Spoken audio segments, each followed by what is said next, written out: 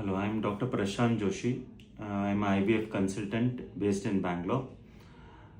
Today I will be discussing about an important topic, what you should do when IUI fails. So whenever IUI fails, it is always, not very happy news for those who are undergoing treatment, and they always feel stressed out and what next. So what is this IUI?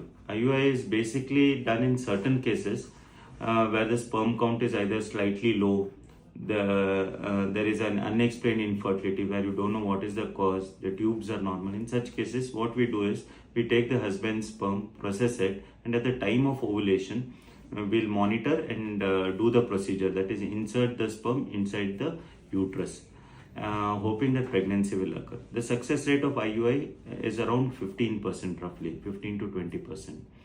And sometimes this IUI fails because the success rate is itself 15 to 20%.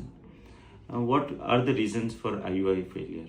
So the most common reason for IUI failure is age. So IUI is more successful in a younger age group than when you're nearing 40. Also, the egg quality. One thing we can't assess in the IUI is the egg quality. Most of the common causes of failure of IUI is probably the egg quality, which only we know when we extract the eggs in IVF. But otherwise, in IUI, we can't assess the egg quality.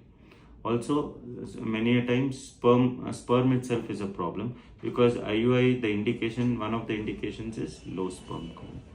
So if the sperm is abnormal, the egg is abnormal, or the embryo is abnormal, then again IUI can fail. Other reasons are the timing of IUI, whether it was done at the time when the egg ruptured, was it monitored properly, ovulation, was the lining good, endometrial lining good. All these things also impact the success rate of IUI. IUI can be tried maximum of 3 to 4 times. And more than that, it is not advisable because doing the same procedure again and again will just, you lose out on the time and the costs and the finances. So it is better then you should proceed for IVF. You have to talk, of course, to your IVF specialist and discuss what are the causes and what could be the reason why it failed. But it gives you a hint that you are a candidate who might require an IVF for ICSI. In IVF or ICSI, you need some preparation before going on for it directly. First is you have to heal yourself because once you are too much stressed out, then the results are not good because we need people who are relaxed.